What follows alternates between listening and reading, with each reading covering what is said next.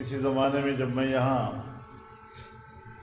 حاضر ہوا تھا تو وہ ایک میزبان کے فرائض سر انجام دے رہے تھے، اور آج ایک تعزیتی محفل کی شکل اختیار کر لی ہے ہماری اس مجلس۔ اللہ رب العزت ہمارے تمام اکابرین جو اب ہم سے جدا ہو چکے ہیں، ان کی قبر کو اللہ نور سے بھر دے، آمین۔ کروٹ کروٹ رحمتیں ان پر نازل فرمائے، اور ان کے قبر کو جنت کے باغیچوں میں سے ایک باغیچہ بنا۔ شریعت نے جو ہمیں تعلیمات دی ہیں،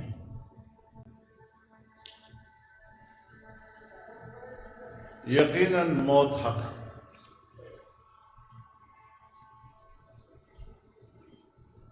جو بھی اس دنیا میں آیا وہ جانے کے لیے آیا، کوئی بھی ہمیشہ رہنے کے لیے نہیں آیا۔ لیکن بڑے لوگ جب دنیا سے چلے جاتے ہیں تو وہ اپنا نصب العین، جس کے لیے انہوں نے اپنی پوری زندگی وقف کی تھی، وہ ہمارے اور آپ کے لیے بطور امانت چھوڑ جاتے ہیں۔ اب یہ ہمارا اور آپ کا فرض بن جاتا ہے کہ ہم ان کے نصب العین کو، ان کے مقصد زندگی کو زندہ بھی رکھیں اور اس کی خدمت کے لیے اپنی زندگیاں وقف کریں۔ اللہ رب العزت فرماتے ہیں، وَمَا مُحَمَّدٌ إِلَّا رَسُولٌ قَدْ خَلَتْ مِن قَبْلِهِ الرُّسُلُ أَفَإِن مَّاتَ أَوْ قُتِلَ انقَلَبْتُمْ عَلَىٰ أَعْقَابِكُمْ وَمَن يَنقَلِبْ عَلَىٰ عَقِبَيْهِ فَلَن يَضُرَّ اللَّهَ شَيْئًا۔ حضرت محمد صلی اللہ علیہ وسلم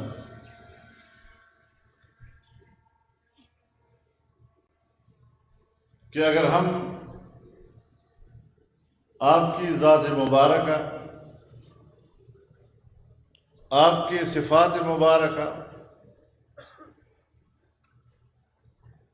کو مختصر الفاظ میں اس کی تعبیر کریں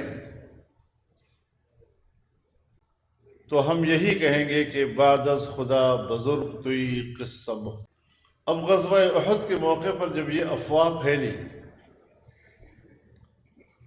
تو بہت سے صحابہ کرام وہ بیٹھ گئے،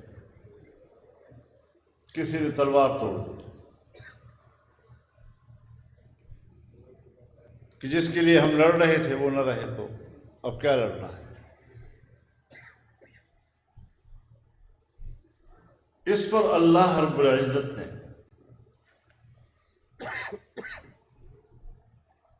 ایک تعلیم دی ان کو جو پوری امت کے لیے تعلیم بنی، أَفَإِن مَّاتَ أَوْ قُتِلَ انقَلَبْتُمْ عَلَىٰ أَعْقَابِكُمْ۔ تمام انبیاء دنیا سے گئے، آپ نے بھی ایک دن پردہ کرنا ہے،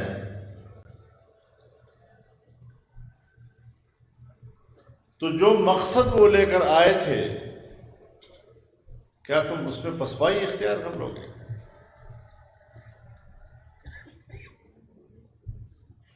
اور اگر پسپائی اختیار کرو گے تو اللہ کو کچھ بھی نقصان نہیں دے سکتے۔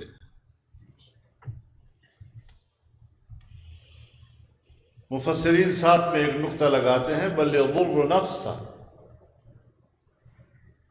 اپنے آپ کو نقصان دینے والی بات ہے، اللہ کو کچھ بھی نقصان نہیں دیا جا سکتا۔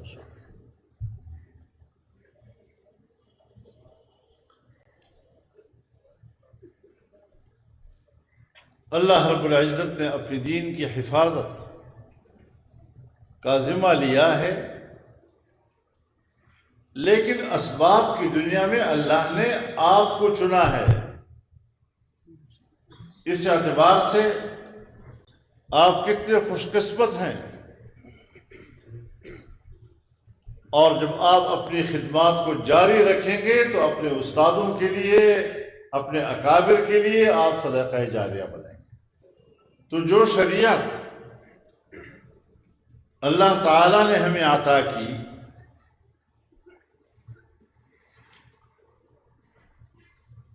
پوری امت اس پر عمل پیرا ہے۔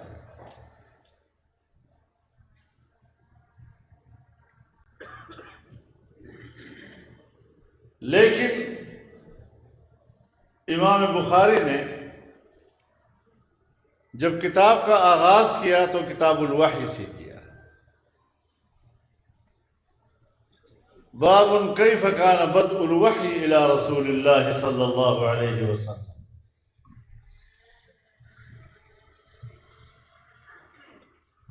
لیکن جو حدیث باب لائے ہیں، انما الاعمال بالنیات،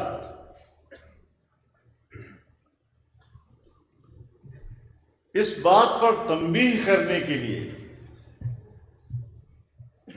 کہ جو کام بھی آپ شروع کریں اس کے لیے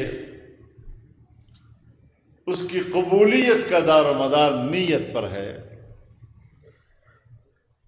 اور نیت عمل ہے قلب کا، پھر اس کا اظہار ہوتا ہے یا زبان کے ذریعے سے یا اعضاء و جوارح کے ذریعے سے۔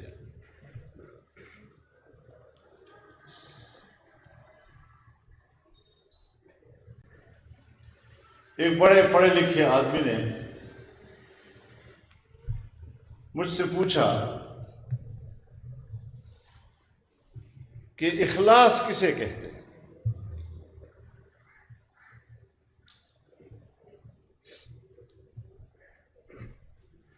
اب میں نے نہ تو مطالعہ کیا تھا، نہ مجھے یہ معلوم تھا کہ یہ شخص مجھے اس سے اس طرح کا سوال کرے گا۔ تو میں نے ان کو جواب دیا کہ قرآن کریم میں ایک سورت ہے، اور اللہ تعالی کی عادت یہ ہے کہ جس سورت میں بھی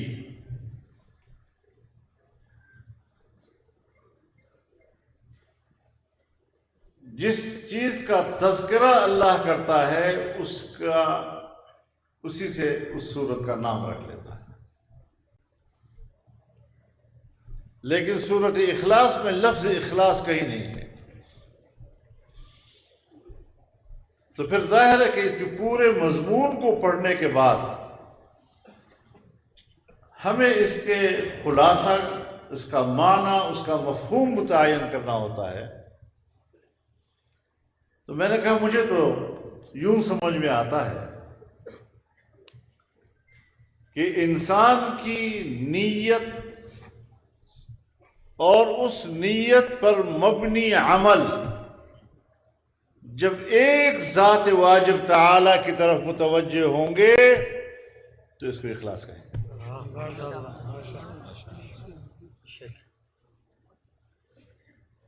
تو وہ بھی پڑھا لکھا آدمی تھا، پتہ نہیں کس زمانے سے ان کے دماغ میں یہ سوال تھا۔ بڑے توقف کے بعد کہتا ہے اللہ آپ کو جزائے خیر دے۔ میں نے کہا شکر ہے۔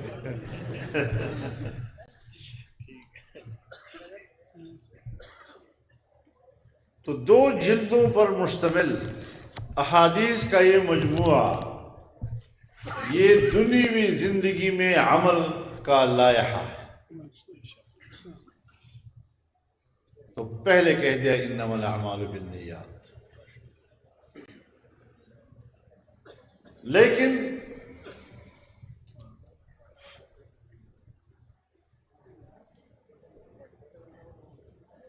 آخرت میں اعمال کی قبولیت وہ ایمان پر ہے۔ ایمان ہے تو اعمال قبول ہیں، ایمان نہیں ہے اچھے کام بھی کرو تو آخرت میں کوئی کام نہیں آئیں گے۔ اسی لیے بعض شارحین یہ فرماتے ہیں کہ کتاب الوحی یہ بمنزل مقدمہ کے ہے، اور جب امام مقدمہ سے فارغ ہوا تو اب وہ کتاب الایمان سے آغاز کرتا ہے۔ تو صحیح بخاری کا اصل ابتدا کتاب الایمان سے ہے۔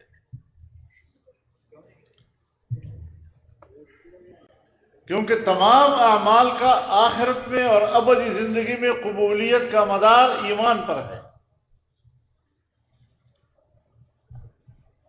لیکن جب کتاب الایمان کا ذکر کیا اور اس کے ذیل میں جتنے ابواب آئے ہیں اور پھر جتنے احادیث آئے ہیں وہ ایجابی پہلو سے آئے ہیں۔ آپ کا یہ عقیدہ ہے تو آپ مومن ہیں، آپ کا یہ عقیدہ ہے تو آپ مومن ہیں، آپ کا یہ عقیدہ ہے تو آپ مومن ہیں۔ اور کتاب کا اختتام کیا تو وہ بھی کتاب التوحید پہ، تو ابتدا بھی عقیدے سے اور انتہا بھی عقیدے پر،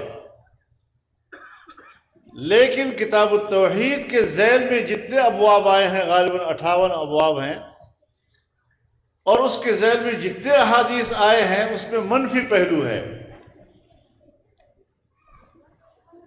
اگر آپ کا یہ عقیدہ ہے تو آپ مومن نہیں ہیں، آپ کا یہ عقیدہ ہے تو آپ کا مومن نہیں ہے، یہ عقیدہ ایمان سے متصادم، یہ عقیدہ ایمان سے متصادم۔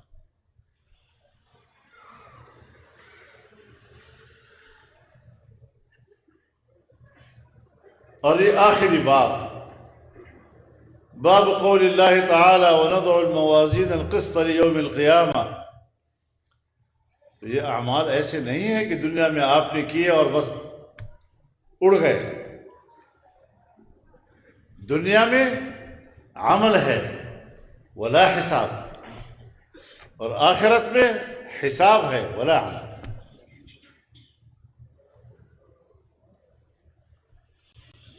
آخری باب میں آپ کو یہ بتانا چاہتے ہیں کہ یہ تولے جائیں گے۔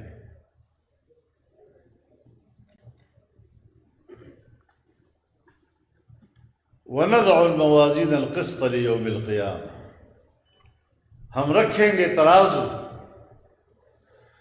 عادل کے قیامت کے روز۔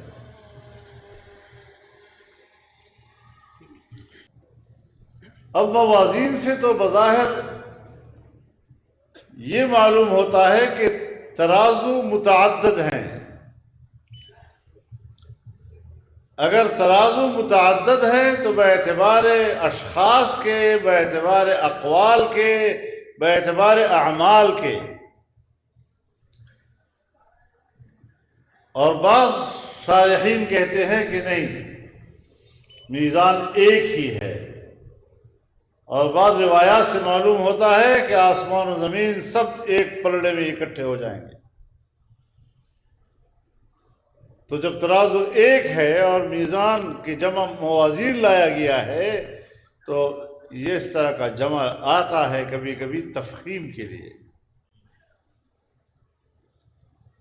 ہمارے معزز مہمان اگر ہوں تو جب ہم اسٹیج پر ان کو بلاتے ہیں تو جمع کی صیغے کے ساتھ بلاتے ہیں، لتفخیم، لفخامت۔ ہمارے محترم مہمان تشریف لا رہے ہیں، ہمارا مہمان لا رہا ہے، اس طرح نہیں بولتے ہم۔ تو جمع کا صیغہ فرد کے لیے، تفخیم کے لیے ہے۔ جیسے وَكَذَّبَتْ قَوْمُ نُوحٍ الْمُرْسَلِينَ، تو نوح تو ایک پیغمبر تھا، ان کے زمانے میں تو کوئی اور پیغمبر نہیں تھے، اور اس کے باوجود صفت مرسلین کے ساتھ تفخیم کی وجہ سے لایا گیا۔